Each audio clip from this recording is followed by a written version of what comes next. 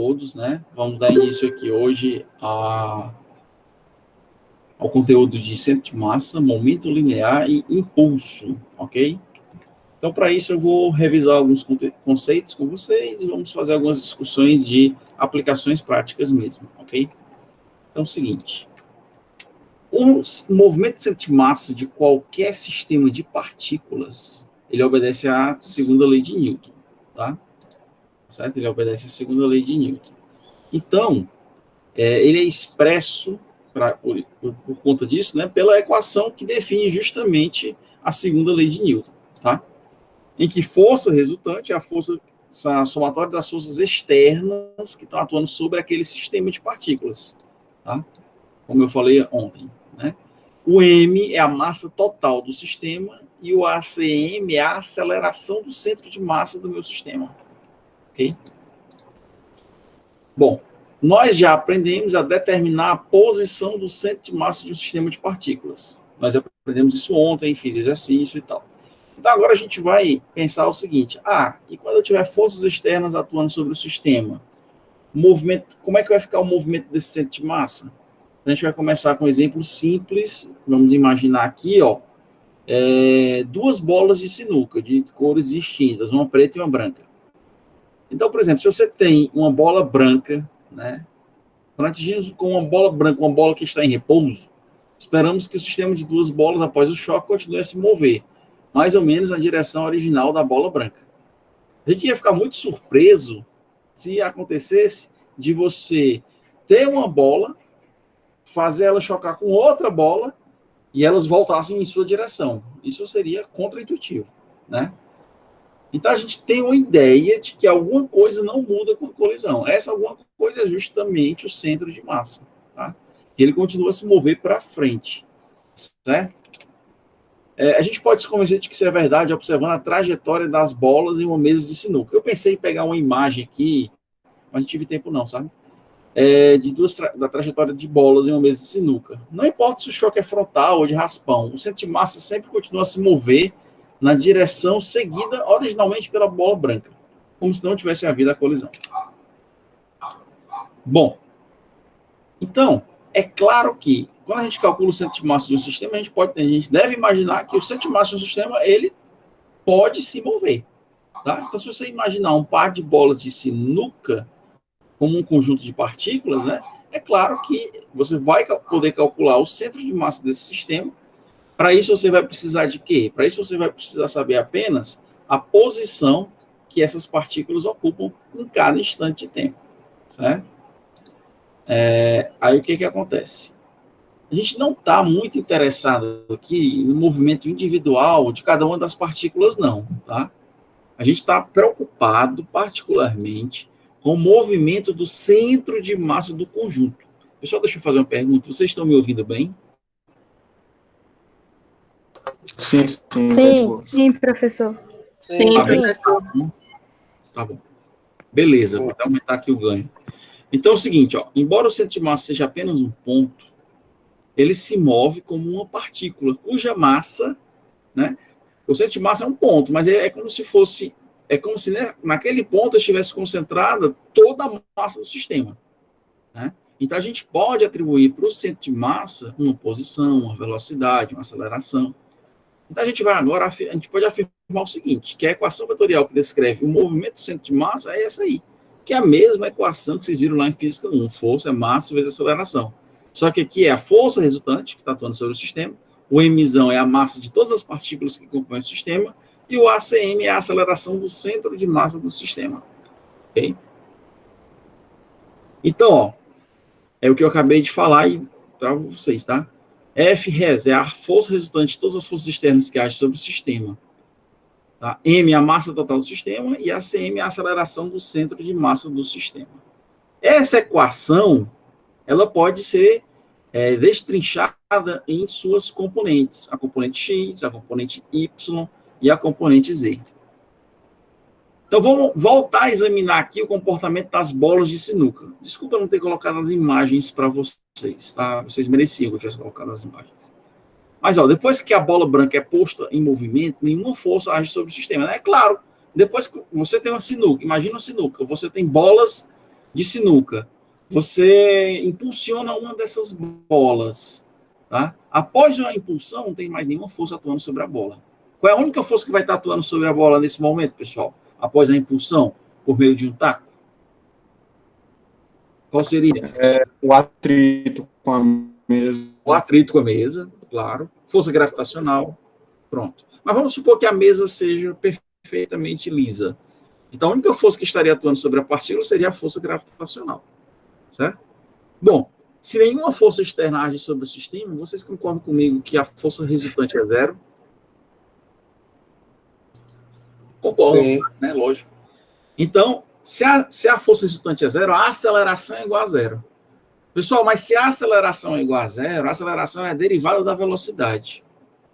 Se a derivada da velocidade com relação ao tempo é zero, significa que a velocidade é o quê? Constante. Constante. Tá, a velocidade. É constante. Então, ó, quando as duas bolas se chocam, tá, as forças que participam do processo são forças internas de uma bola sobre a outra. Elas não contribuem para a força resultante, que continua sendo nula.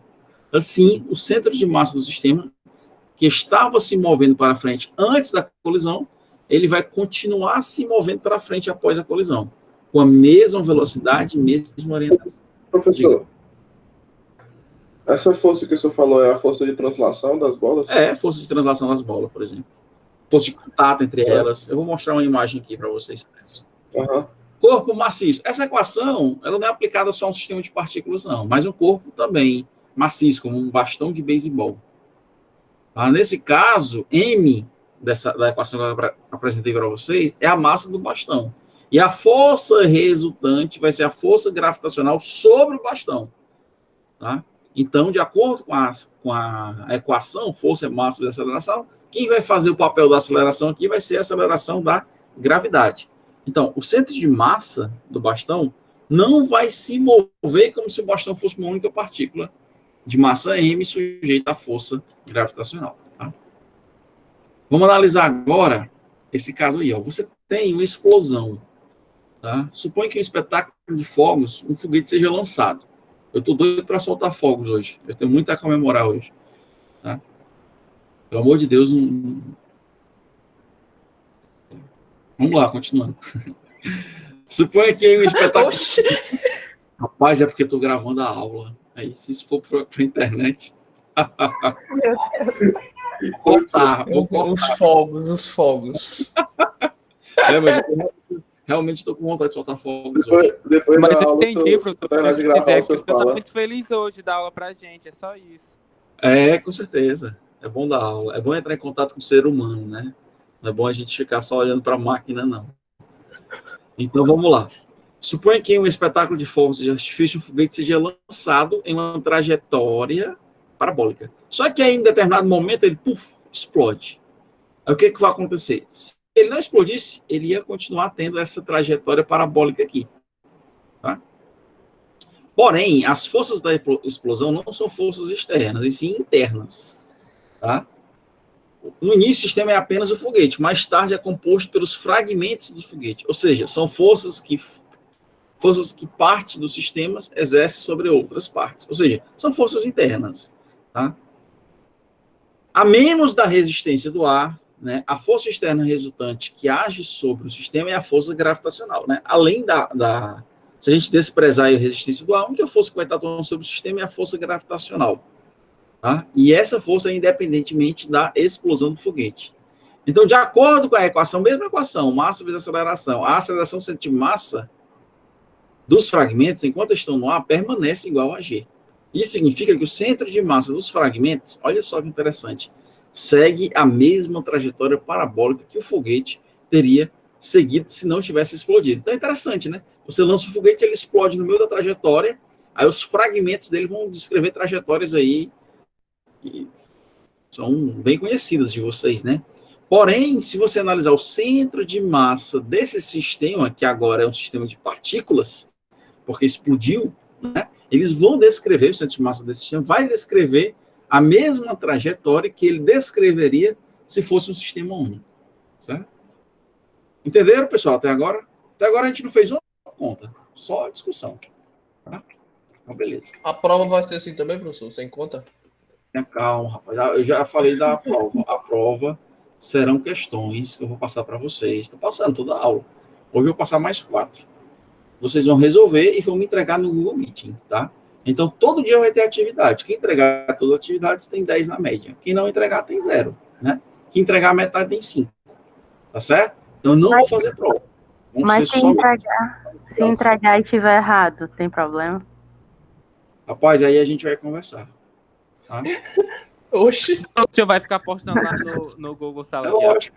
Claro que eu vou ver, né? Se tiver errado... Professor, Diga. eu lembro que no primeiro dia de aula o senhor disse que não tinha intenção de reprovar a gente. Nesse período, aí que isso é mais forte, né? Eu não estou falando o contrário. Eu tenho palavras. Professor, eu olhei aqui no Classroom, ainda não tem uma atividade. Você vai postar hoje, no caso? Não tem nenhuma atividade, não? Tem, já postei Não. lá. Tu olhou na parte de atividades? Ah, Olhe lá. Em atividades tem é que eu exercício. não mexo muito, eu não sabia que foi mal. Ah, tá bom. Então vamos lá. E aí agora vamos pegar uma bailarina, tá? Ela executa um salto conhecido como, eu não sei pronunciar não, eu acho que é Grand Jeté. Ela levanta os braços e estica as pernas horizontalmente. Eu ia fazer esse experimento em sala, só que como a gente está na pandemia, né? Aí não tem como eu fazer, tá certo? Então ela levanta os braços e estica as pernas horizontalmente, assim que os pés deixam o solo. Esses movimentos, ela está mexendo aí, vocês estão vendo que ela está mexendo os braços e as pernas. Esses movimentos deslocam para cima o centro de massa. Pessoal, por que é que quando ela levanta os braços e as pernas, ela desloca o centro de massa do sistema? Vocês saberiam me responder? Porque ela vai distribuindo a massa pelo... Sei lá, o movimento faz ela distribuir melhor. Exatamente, porque quando você bota os braços para cima, né, você vai ter mais massa do seu corpo para cima. Então, consequentemente, o centro de massa sempre tende a ir para o local onde existe uma maior quantidade de massa. Não é verdade? Então, pronto. Esses movimentos deslocam para cima o centro de massa. Embora o centro de massa siga fielmente uma trajetória parabólica, observa a trajetória da cabeça dela. Tá? Embora o centro de massa siga fielmente uma trajetória parabólica, o movimento para cima do centro de massa em relação ao corpo diminui a altura alcançada pela cabeça e pelo tronco da bailarina, que se movem aproximadamente na horizontal, criando a ilusão de que a bailarina flutua no ar. Né? Então, é uma aplicaçãozinha de centro de massa. Agora vamos demonstrar. Essa importante equação. Então, se você tem... Quando você tem, assim, massa vezes aceleração do centro de massa, que é o que você tem aqui nesse segundo membro dessa equação, tá? E aqui você tem o quê? Força resultante. Então, de acordo com a equação, temos para um sistema de N partículas a seguinte equação: massa vezes a posição dele. Se você pegar M e multiplicar pela a massa total do sistema multiplicado pela posição do centro de massa desse sistema, certo? Vai ser o quê? Vai ser M1R1 mais M2R2 mais M3R3 mais MNRN, onde 1, 2, 3 e N são as enésimas partículas que compõem o meu sistema, ok? Ok, pessoal? Até aí tudo bem? Beleza, professor. Tudo bem. Só uma pergunta aqui, voltando à parte da atividade, que só tem uma atividade de março que o senhor postou. Pois é, eu postei. Mas aí Essa é mesmo? É essa mesmo. Valeu. Certo? A gente aproveitar, né? Já foi colocado aí. Aí o que acontece, pessoal? Aí você vai derivar essa equação, tá? A gente vai derivar essa equação aí, de tal modo que quando você deriva a posição, a gente obtém o quê? A gente obtém a velocidade. Aí fica massa vezes a velocidade do centro de massa. Ok? Então, se eu derivar essa equação todinha, 9,16, tanto o primeiro membro quanto o segundo membro, estou derivando com relação ao tempo. Quando eu faço isso, eu vou obter essa equação 9,17. Eu vou substituir a posição pela velocidade. Beleza? Como a massa é constante, ela sai para fora da derivada. Ok, pessoal? Ok. Pronto, beleza. Ó, se você derivar novamente essa equação aqui, você vai obter o quê? Massa vezes a aceleração do centro de massa. Concorda comigo? Aí você vai ter massa vezes a aceleração do centro de massa do sistema todo, vai ser igual a M1A1, mais M2A2, mais M3A3, mais Mn a N, né? Onde esses índices aí se referem a quê? Se referem a cada uma das partículas do meu sistema. Beleza? Então, pronto. Eu esperaria que alguém tivesse me perguntado a seguinte coisa: professor, de onde foi que o senhor tirou que MRM igual a M1R1 mais M2R2 mais M3R3 mais MNRN? Isso aqui vem lá da definição do centro de massa. O centro de massa de um sistema é o quê? Centro de massa, deixa eu mostrar aqui para vocês o que é o centro de massa de um sistema. A soma de todas as partículas, dependendo do raio dela, né? Também. Eu vou mostrar aqui o livro para vocês, tá? Ó, no livro, o que é que ele faz? Ele faz o seguinte, ó. A definição do centro de massa, tá? Ó. Você tem aqui x do centro de massa igual a M1x1 mais M2x2 dividido por M. Então, M vezes x do centro de massa, né? É o quê? É M1x1 mais M2x2 e tal, entendeu? Aí o que eu estou fazendo? Eu estou pegando o MX, só que ao invés de eu pegar o x, me referindo apenas ao x, eu estou me referindo ao R, porque o R é o vetor posição que contém as componentes x, y e z, ok? Beleza. Então, vou voltar aqui para o slide. E daí, pronto, eu peguei essa primeira equação, que era a equação 9.16, vocês estão vendo aí agora, né? Eu derivei ela, obtive essa equação onde tem um componente de velocidade, e aqui vou ter a aceleração. Tá? O ACM vai ser a aceleração do centro de massa. Então, de acordo com a segunda lei de Newton, MI aí é igual a força resultante FI que age sobre a partícula de ordem I. Então, pessoal, M1A1 é o quê? A força 1. M2A2, força 2. M3A3, força 3. Que força? A força interna. É uma força que age sobre a partícula de ordem I. Que ordem I é essa, professor? Eu estou só dizendo, a ordem I é o número da partícula. Partícula 1, partícula 2, partícula N. Tá? Então, entre as forças que contribuem para o lado direito dessa equação estão as forças que as partículas do sistema exercem umas sobre as outras. Ou seja, isso aqui são o quê? Forças internas. E esse lado esquerdo aqui é a força externa, certo? Então, lembra lá do primeiro exemplo que eu falei para vocês aqui, quando você tem duas bolas de sinuca. Né? Você tem uma força externa atuando sobre a primeira partícula, ela vai tocar na segunda partícula, depois são só forças internas que vão agir sobre o meu sistema, certo? Pela terceira lei de Newton, as forças internas, elas vão formar ação e reação, tá certo? E aí elas vão se cancelar mutuamente. Então, essas forças internas aqui, elas se anulam. Tá? Então, o que resta é a soma vetorial das forças externas que agem sobre o sistema. Então, essa equação aqui, ela vai se reduzir à equação 9.14, tá? Que era aquela equação lá que eu mostrei no livro com relação ao cálculo do centro de massa do meu sistema. Ok? Então, vamos lá, vamos continuando aqui. Que é essa equação aqui, tá? 9.14. Pessoal, vamos pegar um exercíciozinho bem simples aqui. Se as partículas de um sistema se deslocam na mesma direção, o centro de massa acompanha o movimento. Até aí não há nenhuma novidade. O que acontece, porém, se as partículas se movem em várias direções com acelerações diferentes? Então, vamos pensar aqui, ó. Eu tenho essas três partículas aqui, que elas estão se movendo uma para cada canto. E está atuando sobre cada uma delas forças diferentes. Ó. Cada uma sofre a ação de uma força externa, produzida por um corpo fora do sistema. Sei lá, pode ser que essas partículas aqui sejam cargas elétricas, aí eu aplico um campo elétrico sobre esse sistema, e cada partícula vai reagir de forma diferente a esse campo elétrico. Tá? Aí ele está perguntando aqui, ele está dizendo, a orientação das forças está indicada na figura. E os módulos são F1 igual a 6, F2 igual a 12, F3 igual a 14. Qual é a aceleração do centro de massa do sistema? Então, pessoal, o que acontece aqui?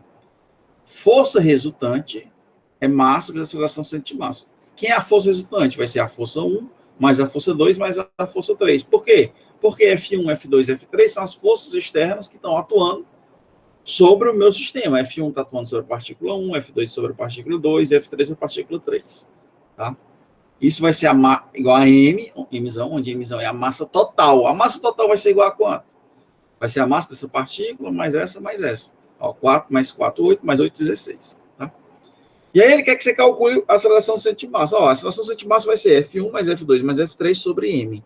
Pessoal, só que tem que lembrar de vetores. O F1 aqui está escrito como um vetor, né? Qual é o módulo de F1? Como o F1 está atuando na horizontal, tá? Como o F1 está atuando na horizontal, e ele disse que o módulo dele vale 6 newtons, só que ele atua na horizontal para que lado?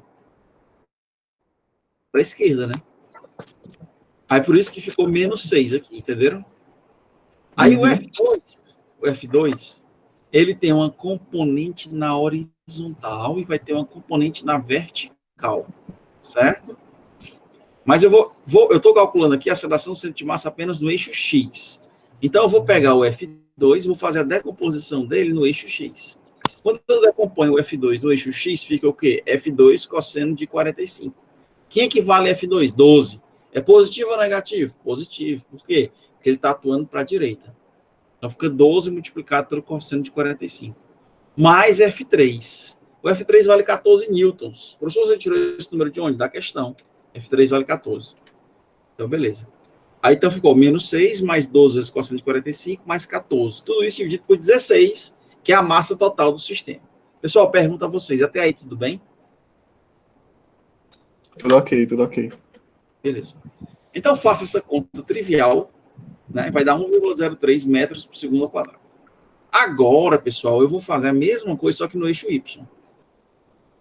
Qual o valor de F1 no eixo Y? 0, porque ela só tem atuação na horizontal. Qual o valor de F3 no eixo Y? 0 também, porque ela só atua na horizontal. Mais F2, ele tem uma componentezinha aqui na vertical, que vai ser quanto? F2 multiplicado pelo seno de 45 graus.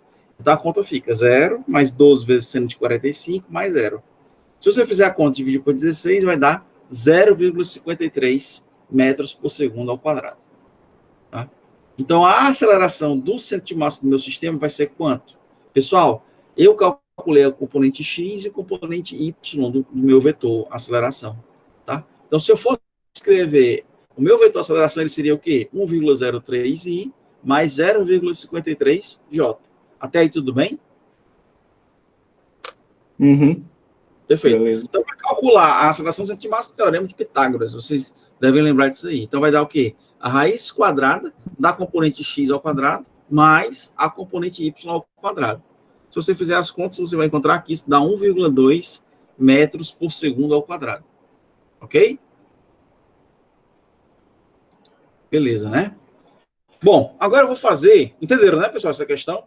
Essa questão, ela envolve centro de massa, só que ela quer que você calcule aqui a aceleração do centro de massa do sistema. Olha só que interessante. Olha onde é que está localizado o centro de massa do meu sistema. Está bem aqui, ó, nesse ponto rosa aqui. Eu poderia pedir para vocês calcularem também o X e o Y do centro de massa. Professor, eu preciso calcular para calcular a aceleração? Não, porque para calcular a aceleração você precisa saber o valor da força. Ele deu o valor da força, então tudo ok. Bom, a partir do momento que a gente explicou a segunda lei de Newton aplicado à questão de um sistema de partículas, nós precisamos definir outras variáveis importantes aqui, tá? Então, eu vou definir para vocês o que é o momento linear e a relação dele com a segunda lei de Newton. Na verdade, quando Newton formulou a segunda lei de Newton, ele não formulou que força era igual a massa vezes aceleração, não. Ele formulou que a força é a derivada do momento linear com relação ao tempo. Foi assim a definição de Newton. Então, o momento linear é definido por meio da equação P igual a mv. Professor, o que é isso? M é a velocidade, M é a massa e V é a velocidade. Lá no ensino médio, o pessoal ensina isso como quantidade de movimento. Tá? Aqui a gente chama de momento linear. Porque já eu vou falar para vocês de momento angular. Eu já falei, na verdade, né? Vou falar de novo, que é o momento angular, e vou falar para vocês depois, para vocês entenderem melhor. Por isso que eu recomecei tudo. A gente vai falar sobre o momento de inércia. Tá? Então, o momento linear, ele tem a mesma direção que a velocidade e só pode ser mudado por uma força externa. Aí vem a definição belíssima, uma das definições belíssimas da segunda lei de Newton. a taxa de variação com o tempo do momento de uma partícula, ou seja, o dp/dt, tá? É igual à força externa que age sobre a partícula. E ele vai ter a mesma orientação da força resultante. Então, é assim que a gente escreve a segunda lei de Newton em termos do momento. Professor, qual é a outra forma? Força é igual a massa vezes aceleração. Professor, e eu posso obter força igual a MA a partir do que eu tenho aqui? Pode. Se você pegar o MV e substituir no P, vai ficar derivado com relação ao tempo de MV. O M sai fora da derivada. A derivada da velocidade é o quê? A aceleração. Então, a gente recupera que força resultante é massa vezes aceleração. Entenderam? A força é a variação do momento linear em relação ao tempo, que o senhor quis dizer, né? Exatamente. Aí, olha só que probleminha legal. A figura mostra o módulo do momento linear em função do tempo para uma partícula que se move ao longo de um eixo. Uma força dirigida ao longo do eixo age sobre a partícula. Ele quer que você ordene as 4 regiões indicadas de acordo com o módulo da força, do maior para o menor. E ele pergunta em que região a velocidade da partícula está diminuindo. Pessoal, analisando aí o gráfico, de cara, esse parte 2 aqui, o 4, o momento é o quê? Constante, concorda comigo? Então, tanto aqui como no 4, o momento é constante. A derivada de uma constante é o quê? É zero. Então, a força em 2 e a força em 4 é 0. Certo? Beleza. Em 1, o que está acontecendo com a minha força? O meu momento ele está aumentando. Então, a taxa de variação dele é positiva. Tá? Só que, no 3, ele está diminuindo. A taxa dele vai ser negativa, ou seja, uma força negativa que atua sobre o sistema. Tá? Você pensar assim, ele vai para você ordenar. O maior é quem? 1. Tá? Depois vem quem? O 3. Porque o 2 e o 4 são 0. Concorda comigo? Então, a ordem seria 1, 3, 2 e 4, conforme está na resposta. Aí ele pergunta, em que região a velocidade da partícula está diminuindo? Ora, é óbvio. O P, ele carrega o valor da velocidade. Se o P está diminuindo e a massa é constante, significa o quê? Que a velocidade também está diminuindo. Então, em que região a velocidade da partícula está diminuindo? 3. Em que região a velocidade da partícula está aumentando? Na região 1. Em que região a velocidade da partícula é constante? Tá? Constante. É na região 2 e 4. Beleza? Bom, a gente pode somar os momentos das partículas. Então, assim, quando a gente tem uma partícula, a gente usa essa equação aí. P igual a mv, a força resultante é igual a dp/dt. Porém, a gente está analisando o contexto aqui de um sistema de partículas. Então, nesse caso, a gente também pode somar os momentos das partículas de um sistema. Por isso que ao invés de chamar de Pzinho, eu estou chamando de Pzão, onde Pzão é a soma de todos os momentos. O M é a massa de todos, né? E V é a velocidade de centro de massa desse sistema de partículas, ok? Então, o momento linear de um sistema de partículas é igual ao produto da massa total do sistema pela velocidade do centro de massa. É o que está sendo dito nessa equação aí, 9.25. A segunda lei de Newton para um sistema de partículas, ela pode ser escrita nessa forma, todo mundo sabe. A aplicação de uma força externa a um sistema produz uma variação do momento linear. Beleza. Isso é um resumo, tá? E na ausência de uma força externa, o momento linear total de um sistema não pode variar. Por quê? Porque é óbvio, se a força resultante é nula, né, o momento linear não vai variar. Né? O dp/dt é igual a 0, tá certo? Se dp/dt é igual a 0, significa que meu P é quê? Uma constante. Okay? Agora eu vou definir uma outra propriedade, que é um impulso. Tá? Vocês estão entendendo até agora o que eu falei? Entenderam o que é centro de massa, entenderam o que é a velocidade de centro de massa, entenderam o que é o momento de uma partícula, entenderam? Como é que calcula a velocidade do centro de massa, como é que a gente calcula a aceleração do centro de massa. Só que agora a gente vai definir o impulso. Pessoal, o impulso, tá? Definimos impulso é quando o corpo, tá? Ele tá, a gente define quando ele está submetido durante uma colisão, né? Ó, definimos o impulso J aqui, o corpo é submetido durante uma colisão por meio da seguinte equação. O J, ele é o meu impulso. ele é integral, ou seja, é a soma. A gente pode pensar que o impulso é a soma de todas as forças que agem sobre uma partícula durante uma colisão. Mas não é, durante apenas o momento da colisão, durante o momento que ele toca e sai bem rapidinho. Tá? Isso é impulso. Isso significa que o impulso é igual à variação do momento do objeto durante a colisão. Então, se você calcular a variação do momento, tanto faz eu escrever a integral de TI até TF, onde TI e TF é o tempo inicial e o tempo final, o impulso pode durar 1 milésimo de segundo, mas não tem problema. Eu faço uma integral e calculo todas as forças que estão atuando sobre aquela partícula durante aquele momento ali. Né? Então, aquilo ali é definido como impulso, o J. E a gente pode pensar que isso também é o que? É a variação do momento do objeto, antes e após a colisão. Tá? Você pode observar que o impulso, assim como o momento linear, são também uma grandeza, é também uma grandeza vetorial, tá certo? É por isso que quando eu vou dar o curso de Física 1 para os alunos, eu fico muito focado na explicação do que é um vetor, tá? O aluno que terminar o curso de Física 1, ele tem que saber bem direitinho o que é um vetor, tá? Porque senão ele não consegue avançar não, tá? Bom, eu já vi professor ensinando vetor de forma errada, mas aí eu não podia, né, falar, né? Então vamos lá. Dados força média e delta T, temos o seguinte, que F média, a gente pode pensar F média como sendo a força média que atuou sobre a partícula, tá? Durante a colisão. Então, ó, imagina esse gráfico aqui. Você teve, durante esse intervalo de tempo ΔT, olha só o que aconteceu com a força.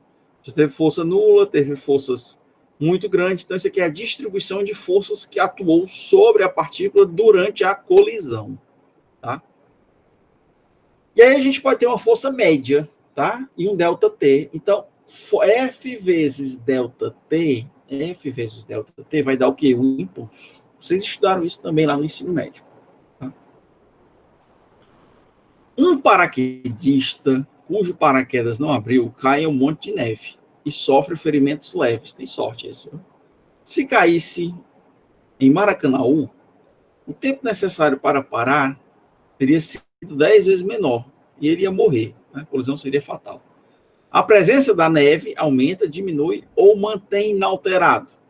Vamos lá. A presença da neve, ela altera a variação do momento do paraquedista? Sim ou não, pessoal? Sim. Só para existência, né? Então, a presença, ela mantém inalterado o valor da variação do momento do paraquedista? Não, no caso, ele vai alterar. Por que vai alterar? Porque a neve, ela meio que tem uma resistência. Presta atenção na questão, presta atenção na pergunta da questão. Um paraquedista caiu na neve, mas ele pode cair em um terreno qualquer, tá? Só que o tempo para parar, se em um terreno sem neve, é muito menor, porque a neve ela absorve, né? Ela digamos assim, quando você se choca... É menos densa do que... Menos densa... Não é não. Então a presença da neve, ela aumenta o valor, né, de tempo. Se não tivesse neve...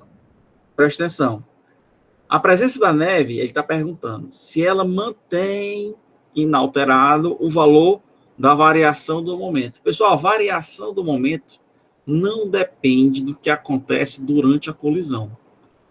Professor, como assim? Porque o que acontece? O que é a variação do momento? É antes da colisão e depois da colisão. Você não considera aqui o momento da colisão. Tá? Então, tanto faz você ter neve como não, a variação do momento vai ser a mesma. Tá? Agora ele pergunta, o impulso experimentado pelo paraquedista vai ser o mesmo? Vai ser alterado? Aí, como já é da experiência dele, né, eu acho que altera o impulso dele. Não? O que é um impulso? É a força média que atua sobre o cara pelo... Desculpa. O impulso é a força que atua sobre o paraquedista no momento da colisão, multiplicado pelo intervalo de tempo da colisão. Certo? Então vai ser mais forte no solo rígido, né? Que 10 vezes. Por quê? Vai ser mais... Por quê? Tu tá falando ali que é 10 vezes mais rápido, e como você vai multiplicar pelo tempo, então acaba que vai aumentar também, né? O tempo realmente vai ser muito maior na neve. Porém, aí você pergunta, a força vai ser a mesma na neve e no solo? Não, né? No solo, diretamente no solo, vai ser uma força muito maior, e na neve vai ser uma força muito menor, né? Então, o que acontece com o impulso? O impulso ele vai permanecer o mesmo. Por que o impulso vai permanecer o mesmo? Porque, embora o tempo necessário para parar seja 10 vezes menor em um terreno sem neve, tá? Mas o intervalo de tempo da colisão é muito menor. Já o intervalo de tempo da colisão com a neve vai ser muito maior. Tá entendendo? Então, à medida que um diminui, o outro aumenta. Então, o impulso permanece o mesmo. Tá? Aí, agora ele pergunta. A força experimentada pelo paraquedista na neve diminui. É claro. Porque você tem uma absorção muito maior, né? Você tem uma absorção muito maior da energia potencial gravitacional que o paraquedista tem com relação ao solo, né? Você tem uma dissipação de energia muito maior, porque você tem agora, você entra em contato, o camarada que vai se colidir com um terreno com neve, o corpo dele vai entrar em contato com uma massa muito maior, tá entendendo? E não é nem só por isso, é porque também, digamos assim, esse terreno que tem neve, ele vai ter uma constante elástica, a gente pode até pensar assim, muito maior. Então, ela absorve melhor a queda, né? O cara sofre menos. Entenderam? Então, vamos lá. Agora eu vou demonstrar essas equações aí. Ó, eu vou aplicar a segunda lei de Newton na forma do momento a um corpo, que se comporta como uma partícula, envolvida em uma colisão.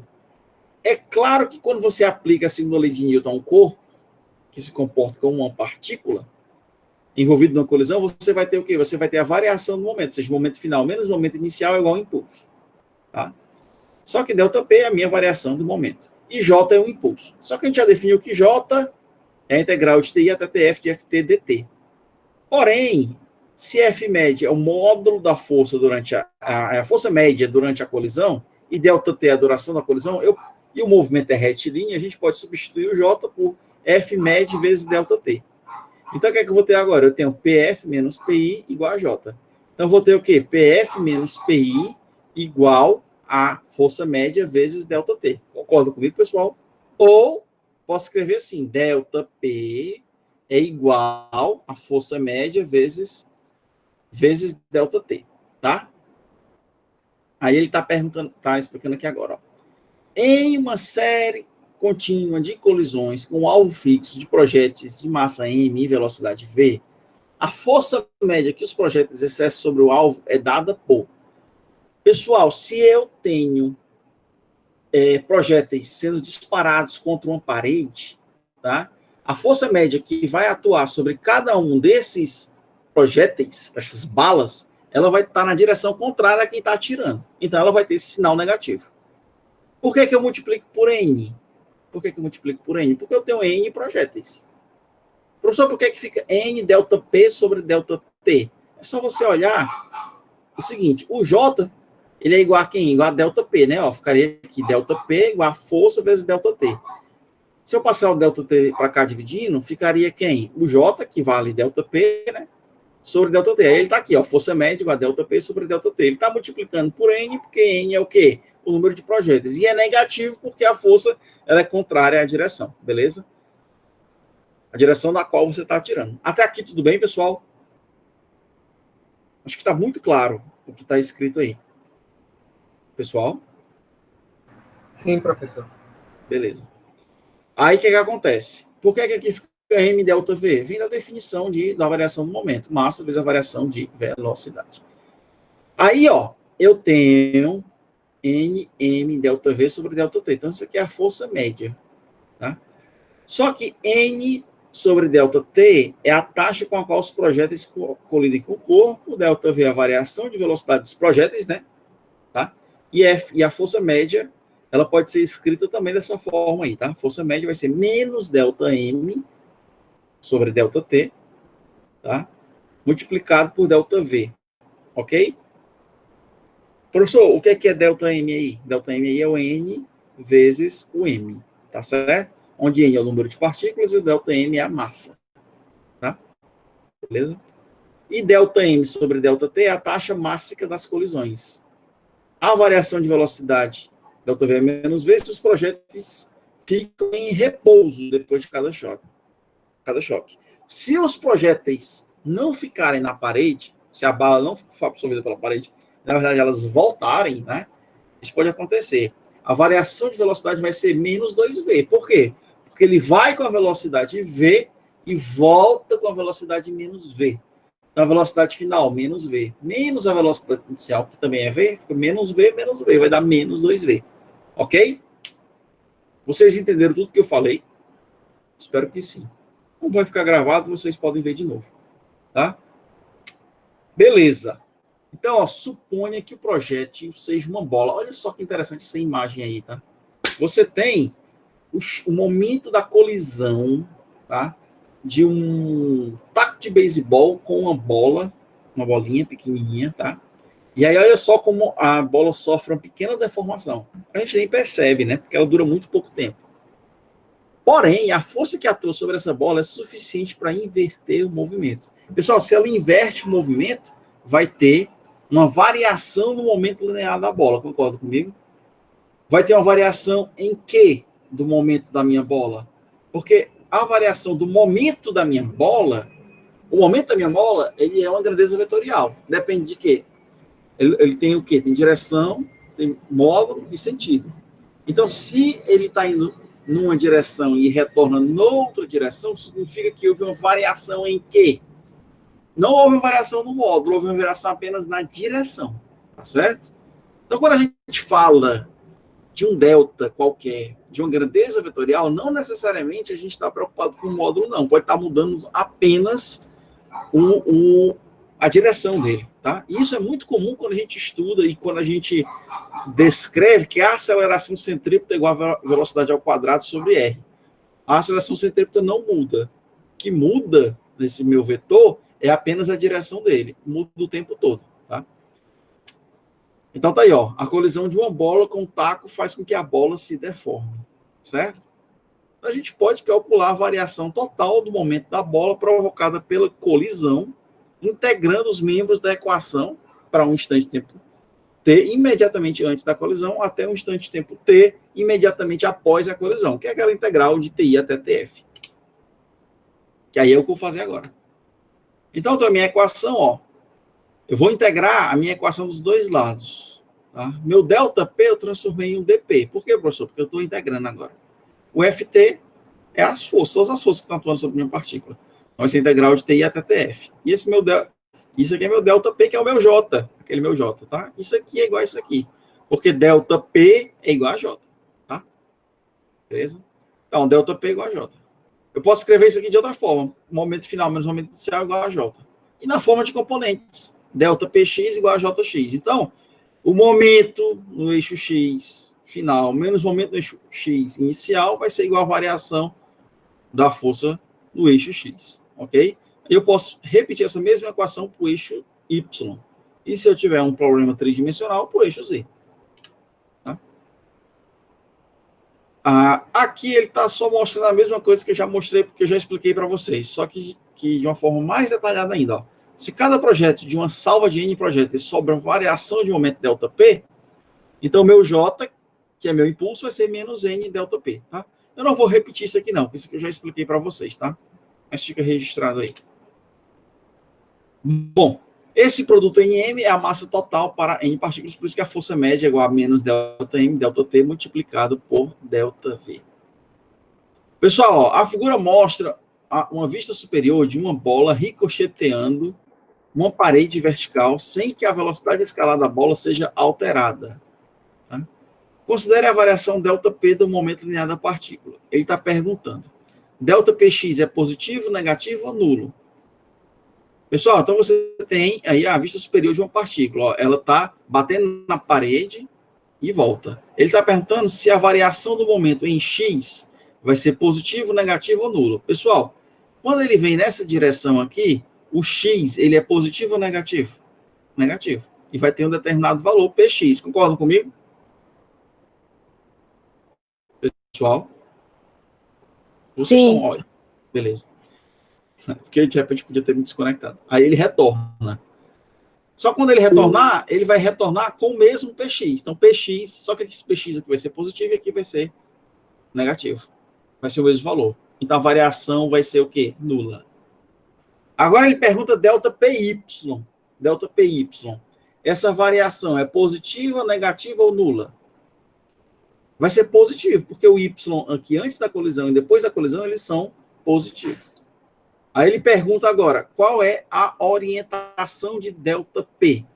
Ora, a variação do meu momento linear vai ser também no sentido positivo do eixo Y. Ok, pessoal? Por quê? Porque Px é nulo e Py não é nulo, mas é positivo. Tá? Então é claro que meu delta P vai ser positivo também. Ok? Entenderam o que eu falei? Pode acontecer do impulso ser zero, tá? Quando você tem um sistema fechado e isolado. Então, se o impulso é zero, é porque o meu P, a soma dos meus momentos, ela é constante. O que significa que, se um sistema de partículas não está submetido a forças externas, o momento linear não pode variar. Isso aí é conhecido como a lei de conservação do momento linear. Professor, onde é que eu vejo isso aqui direitinho? Não entendi muito bem, não. Que P é constante. O que é isso que está falando? É o seguinte, ó, vocês lembram que eu mostrei essa equação aqui para vocês? E é igual a m vezes velocidade de centro de massa, tá certo? Se o P for igual a zero, isso significa o quê? Se o P for igual a zero, isso significa o quê? Aliás, se o P for constante, significa o quê? Se o P for constante? Que a velocidade é constante? Não, se o P for constante, lá na segunda lei de Newton, F igual a dp/dt. Se o P é constante, significa que as forças externas que atuam sobre o sistema é nulo, o sistema está isolado. Porque F é igual a dp/dt. Se o P é constante, significa que a força externa que atua sobre o sistema é nula, não existe. Então, o impulso, consequentemente, é zero. Professor, de onde é que vem o impulso? Só para a gente lembrar. Só para a gente lembrar. O que é impulso? É a integral de TI até TF de FT dt. Tá? Onde FT, digamos assim, é a somatória das forças que estão atuando sobre uma partícula no momento de uma colisão. Tá? Beleza. Isso aqui eu já falei. Forças internas podem mudar os momentos de parte do sistema, mas não pode mudar o momento linear do sistema como um todo. E a gente não pode confundir momento com energia. Tá? Não vou resolver essa questão, não. Vou deixar para vocês lerem depois e pensarem. Eu vou colocar ela na sala. Então, vamos lá, vamos resolver. Só tem isso aqui mesmo, né? Então, ó, um artefato inicialmente em repouso, em um piso sem atrito, explode em 2 pedaços, que deslizam pelo piso após a explosão. Um dos pedaços vai para o sentido positivo. Aí ele pergunta, qual é a soma dos momentos dos 2 pedaços após a explosão? Alguém pode me responder? Um artefato está em repouso. Ele explode. Um dos pedaços desliza no sentido positivo. Aí ele pergunta, qual é a soma dos momentos dos pedaços, dos 2 pedaços após a explosão? Pessoal, como quando você tem,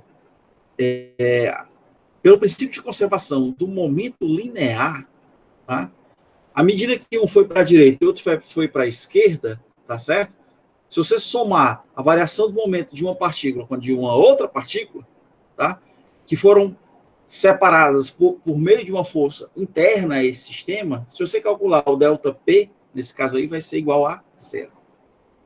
Aí ele pergunta, o segundo pedaço pode se mover em uma direção diferente da do eixo X? Não, porque senão você ia ter uma alteração no princípio de conservação do momento linear, né? É fisicamente impossível isso acontecer. Aí ele pergunta aqui, ó, é o óbvio, qual é a orientação do momento do segundo pedaço? Ora, se um dos pedaços foi apenas para o eixo X positivo, o outro foi para o eixo X negativo. Beleza? Vocês entenderam? Sim? Pessoal? Sim. Pronto. Agora eu vou fazer o seguinte, eu vou passar umas questões para vocês resolverem, tá? E aí eu vou postar isso já lá na sala, tá certo? Ó, vou pegar aqui o livro, eu vou escolher algumas questõezinhas, tá certo? Ainda tem mais coisa para ver no livro, tá? A gente ainda tem que estudar colisões elásticas, inelásticas, momento de energia cinética em colisões, a gente vai estudar isso aí na quarta-feira. E vamos estudar um assunto muito massa, que é o lançamento de foguete, tá certo? A gente vai estudar, porque quando o foguete é um sistema de massa variável, tá? Então, se a massa dele está diminuindo, o que acontece com a sua velocidade? Então, a gente vai calcular isso aí, e é bem legal. A gente vai mostrar que a velocidade de foguete, ela varia segundo a equação em que envolve um logaritmo neperiano, tá? Então, a gente vai demonstrar isso aí para vocês. Então, vamos lá. Quais são as questões que eu quero que vocês resolvam, tá? Não vou colocar nenhuma questão complicada, não. Anotem aí que eu vou colocar isso lá no... Eu vou anotar aqui para vocês. Eu quero que vocês resolvam as seguintes questões. Ó. Questão 9. Passar 4. Questão 9. Questão 13.